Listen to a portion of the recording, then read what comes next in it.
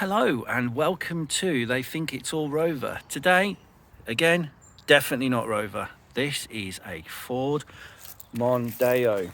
Now this is a 2004 Mondeo and this is actually quite a rare car.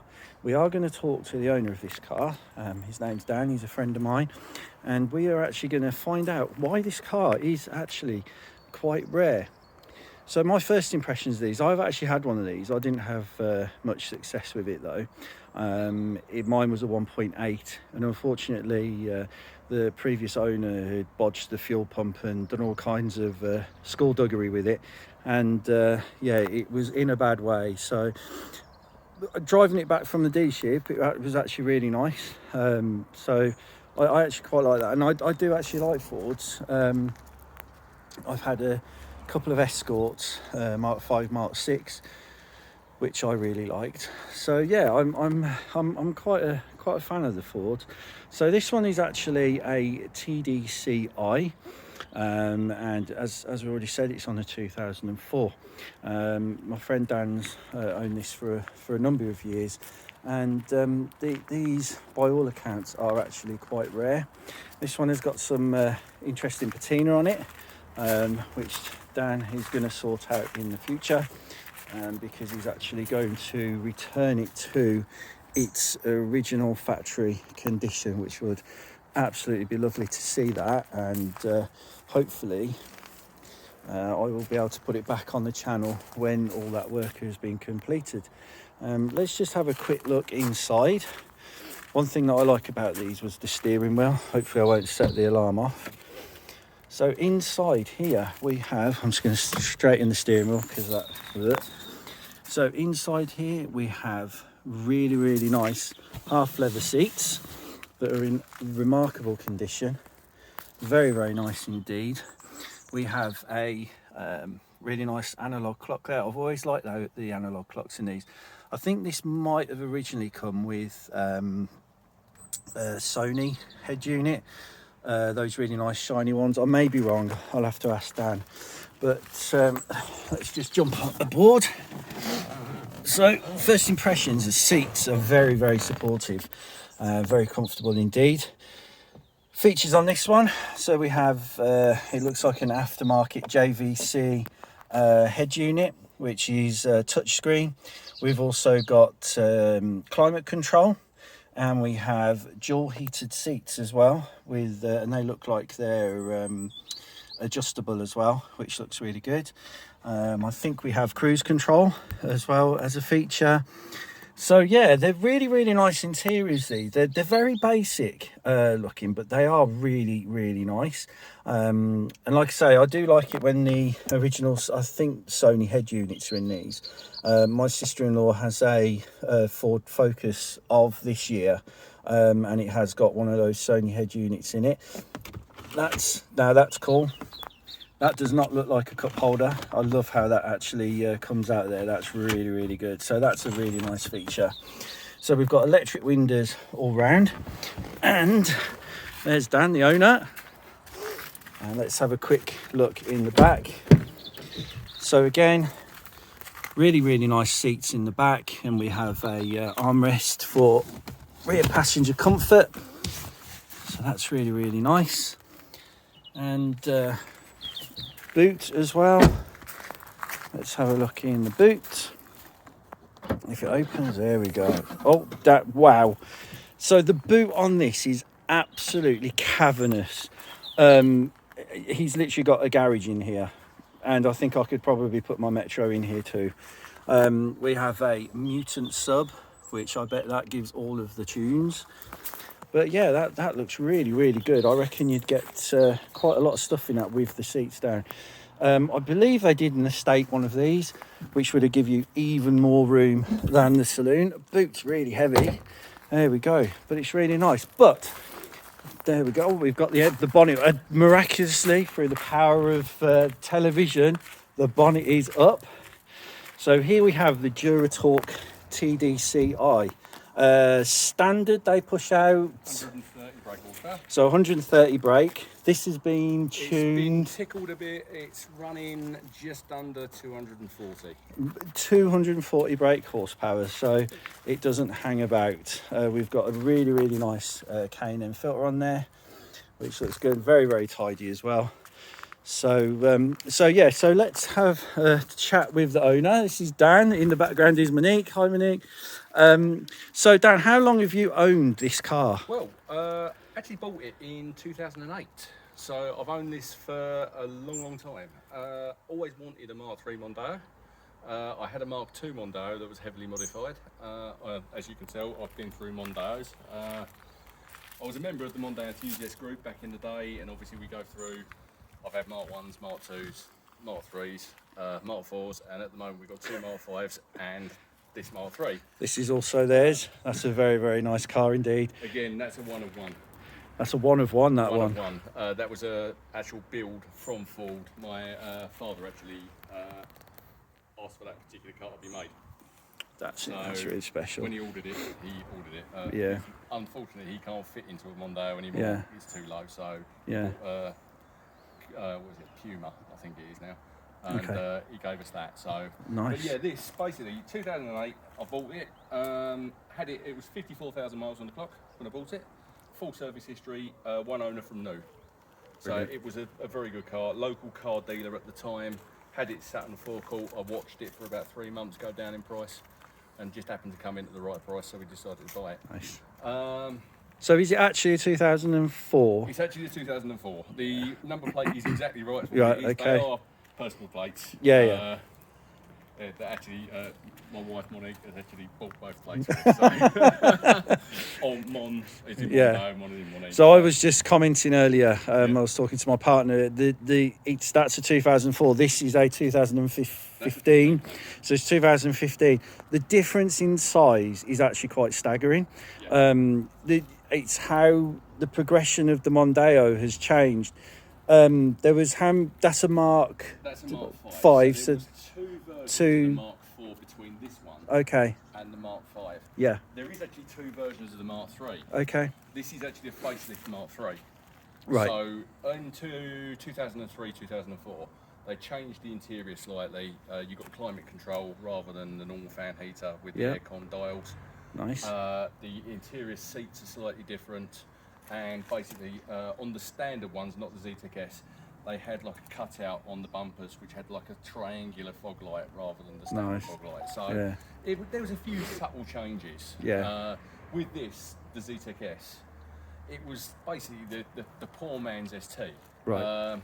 They did an ST version from 2003 roughly onwards. So this is what makes this rare, This isn't is it? what makes it rare.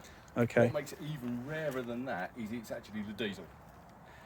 Because it's a common rail TDCI, they were renowned for having failures. Usually the fuel pumps went, the injectors went, they had problems with dual mass flywheels. Basically, anything that was attached to the engine would fall apart and break. Since I've actually had the car, obviously, yeah, there's been some modifications. The reason why there's been some modifications is because the bits broke.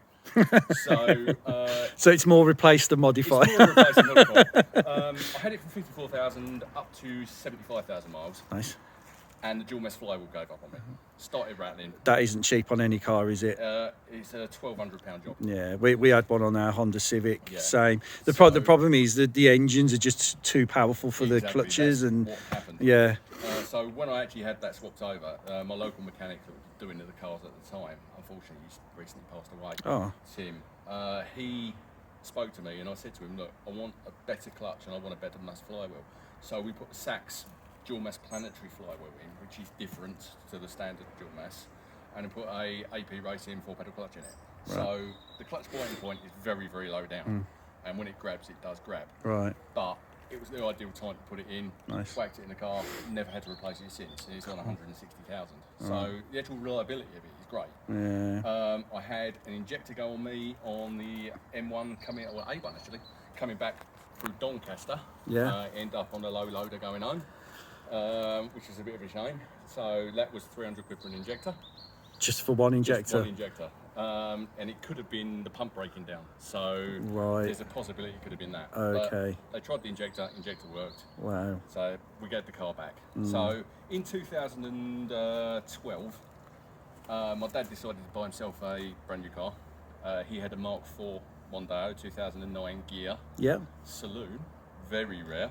Wow. Don't see many of them. No. So I had his car off of him, and lovely Monique decided that she was going to take custodian of this. Okay.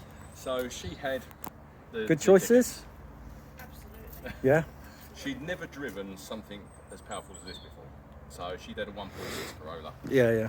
Thought it was the fastest car in the world. Can I just say that Monique actually has had quite an interesting car history from what I've been told, and she's owned some right corkers, you know, that I thumbs up approve of. So a Rover 213, yeah, 213S. You've had a Honda, no, but a Corolla. Corolla, My first car was on Allegro. and an Allegro. There you go. Snapdragon yellow. So you see, you've got to start low and build yourself up. See. So in 2012, Molly took over this, and shortly after that, she was commuting to and from work about 30 miles each way. Yeah. She was doing 60 miles a day. On the A22 coming home from work, it decided to throw a fit and blew its fuel pump, Okay. which stranded her on a dual carriageway. Oh. We ended up getting it recovered home, and that was then put into a fuel pump done, which was about £1,200. So you're making me feel really good about owning a Metro now, because yeah. there's very Oh, little yeah. that goes wrong on that. If it stops, it's either fuel, air, or spark. It's one of those, you know. With a diesel, you don't Yeah. get that. So how many of these were made, Dan? Right, there was between 200 and 220 roughly. Okay. Okay. Going back through the lists that I've got through Ford and through how many left. When I first looked, there was 10 Zetec S's left on the road. Okay. The TDCIs, there was only 7 at the time. Yeah. Since I looked, I'm on some Zetec S forums, and we now know that one of those has now been broken for spares. Okay. So all we've got left now is 6 left on the road. Was that one beyond help? Was it? Is that why he's broke it, was or? completely gone? Yeah. Okay. Basically, fuel pump had let go. Oh, okay. And it was just obliterated. The engine was Yeah. gone, and nothing you could do about it. I mean, this has been very, very lucky. Another issue we had with it was when it driving it home from work, decided to pull out of a junction very quickly, and blew the turbo up. I get the feeling this car doesn't like you very much, Monique. It obliterated the turbo, the fins of the turbo. Yeah. And stuff, Oh, sitting in the no. air filter. Oh, The actual goodness. fins had gone through Yeah. the cleaning system into the air filter. Luckily, it didn't go the other way. Okay. It would have gone straight to the Yeah, engine and yeah. killed the car. So it was time then to have a new turbo put on. So Was that expensive? It was about £500 for the turbo, Okay. and about £500 to fit it. So about just £1,000 over there. £1,000. So what are your future plans with this Well, then, the future Danny? plans on this is the reason being it's like it is because basically it's had bad crash damage repair Yeah. before we owned the car. Yeah. So the actual paintwork is awful. When you look at the front wings are glazed. The roof has got sunburn. There are panels that don't match. One Yeah. of the I've never roofs- seen it do that before. It's almost It's like something's been basically- on there. It's where it's been sunbaked. It's almost like it's had racing stripes on it at some point. Because we live on the Sunshine Coast. Right. You get a lot of sun. Yeah. But yeah, so hopefully what we're going to get done is we're going to get it wrapped. Okay. Because having it resprayed is about £13,000. How much? It's ridiculous. It's about £13,000 because they've got to get it back to bare Okay.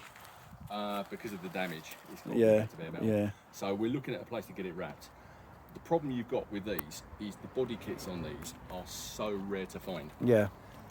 We had an accident in the back where someone went at the back of the car. Yeah. It took 11 weeks to find a bumper.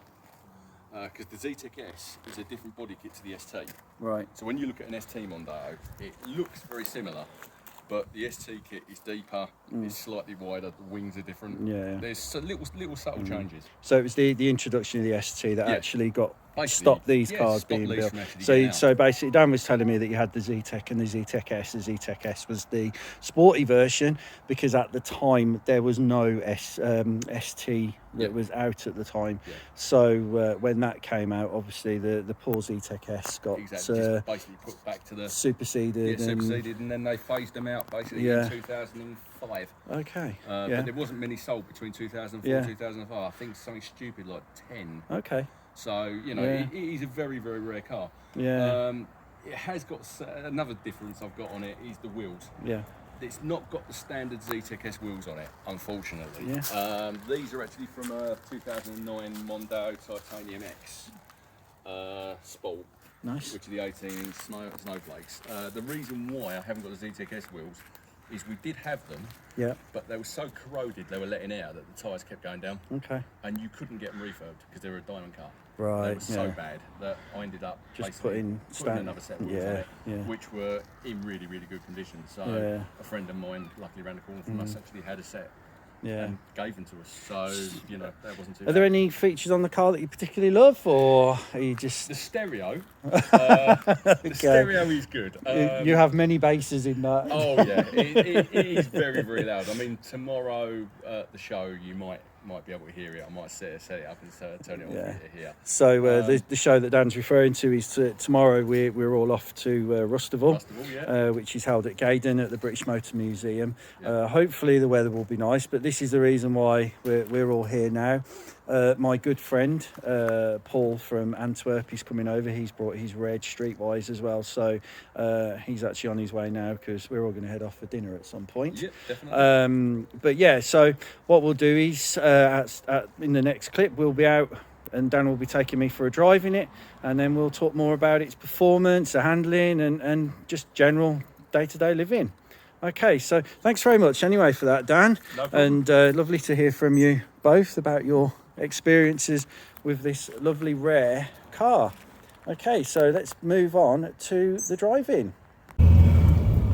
Right, so here we are, and we are now aboard the Mondeo Zetec S, the TDCI. It's all the letters, and Dan's just going to talk to us a bit about. Oh my goodness, it's got some talk. That has. It's got a lot of torque. The actual engine itself, because it's a modified engine, it's got just under 500 newton meters of torque. It boosts because it's got a hybrid turbo. It boosts at about 1.5 to 1.7 bar, but it's also got transient overboost on it. It's actually a VVT turbo. So transient overboost, it goes up to about 2.2 bar of boost. So it is very, very quick. A lot of people, if you put this against a Mondeo ST220 on a standing start, this would outstrip it. I think my Metro's got transient overboost if you pull the choke out a bit more. I've seen that before. Pull the choke out and floor it, like, you know. I mean, these are motorway munchers. They're really on motorway muncher cars. It sounds like a tractor. Yeah. It smells like an ice cream van. You know, but they go like a rocket ship. And It smells nice, doesn't it? It smells nice of leather. And, Yeah, it's I mean, really, that's- it's nice and comfy in the back, actually. This actually came, when I first bought it, it came with cloth seats. One of the options that I actually had from factory for these was the half levers. Nice. So I managed to source a set of half levers, which were exactly the same as what they should have been. Okay. Got them swapped over. So I drove up to a place in London with one seat in the car and bolted the seats in and drove home. So it was just one of those things. He needed to have the new seats in it because they were never that good, the cloth seats. Yeah. But driving position is really good. Pedal position's good. Yeah. It actually, you've got a lot of visibility in it as well. I've driven every marque of Mondeo, and you don't find many of them like this. Yeah. With the rarity of it, the actual body kit, the suspension has got the sport suspension on it. Yeah. So it's not lower, but it's stiffer. And when you have it into third gear, first and second gear, it's limited on torque. Yeah. But you put it into third, Oh wow. Yeah. God, that does pull And it really just goes. nicely. and it pulls a little puff of black smoke out the back. Be a good tow car. It's a brilliant tow car. A lot of people use them for towing. Yeah. You know, the kind of car that you would be able to tow in quite easily. Yeah. They run really nice, and as I say, I mean, this, when I bought it at 100, I had 54,000 miles on the clock. Yeah. We've got 160,000 on it now. Is it 6-speed? Is it? It's a 6-speed Zetec gearbox. Zetec. So it's a full, well, they call it a full MT6 gearbox. It was the first of the Mondeos to actually have a 6-speed gearbox. So all the others tended to have a 5-speed. All the original Zetecs, the 1.8 and the 2-litre Duratecs, they had a 5-speed gearbox. When they brought out the Duratorque, they had a 5-speed to start with, and then decided, right, we're going to put a 6-speed in. Right. And then they followed this through on the ST220. So some of this was a forerunner to the ST220. Some of it was just to basically keep it going out on sort of a roll-out basis. They still use the same 6-speed gearbox in the new Mondeos, the 2023s. Yeah. So obviously the Mondeo ceased to exist in 2022. They stopped making them, and they basically, the last few of them, they had a CVT gearbox, auto gearbox, because a lot of them were hybrid. So it killed the manual gearbox, really. So would you genuinely recommend these to people? Would you? Or? If you were going to buy a modern classic, there's so many modern classics out there that are going up in value. Yeah. This is the kind of car that will go up in value. Well, I've seen the Mark 1 Focus has started to creep up a bit, and I've always had my eye on those, because I think they're really nice cars. They are good cars, and it was the start of the kinetic design. Ford started with the Focus, then did the Mondeo, then did basically the Fiesta, and it all had the same front, all had the same ideas, and they called it kinetic design. So it had a different facelift, it had a different interior. They were going against roughly the cars at the time, the Audi A4, the Volkswagen Passat, all in that kind of era. So when you look at the dashboard on this, it looks very similar in the front to a Audi, by the way everything's positioned. But with the original Mondeo Mark III, you didn't have the climate control, you still had the turn dials, and it made a big difference. You know, to do this made it look good. With the facelift, you got the cruise control as standard, your climate control as standard, so aircon was standard.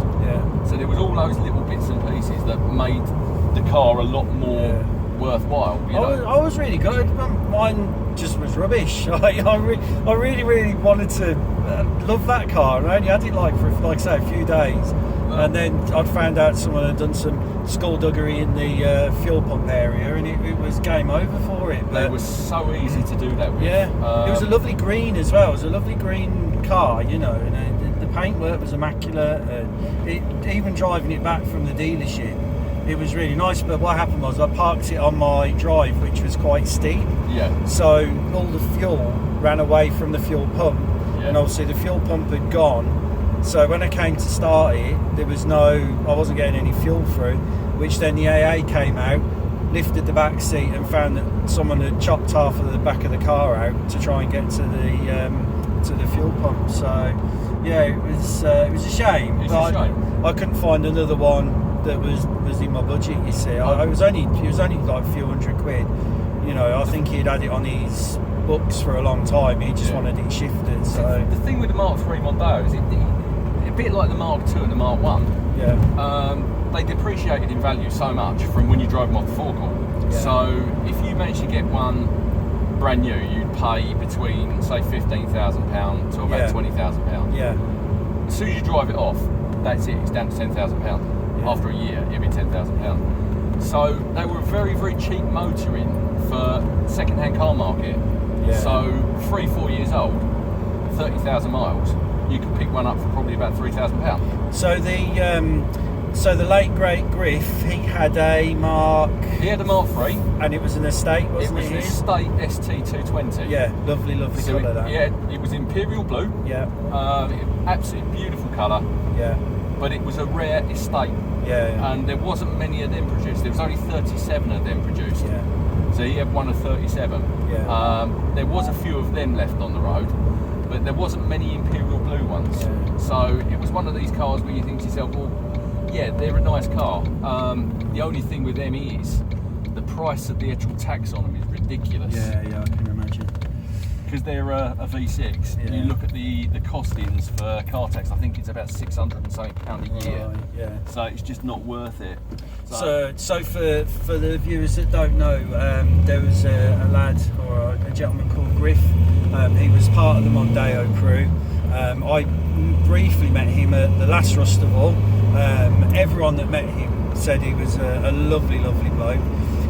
Tomorrow at Rustival they are doing an award in his honour, and it's going to be the most mundane car the award. most mundane. So it's literally going to be they're going to be looking at all the Mondeos and the Vectras. So that's if you've got a Mondeo and a Vectra, you might be for. We're going to diversify. Don't worry about that. So, but yeah, so it's nice that we're going to honour his memory at the show, and yeah, hopefully tomorrow will be a fantastic show, and the weather holds out for us. What do you reckon?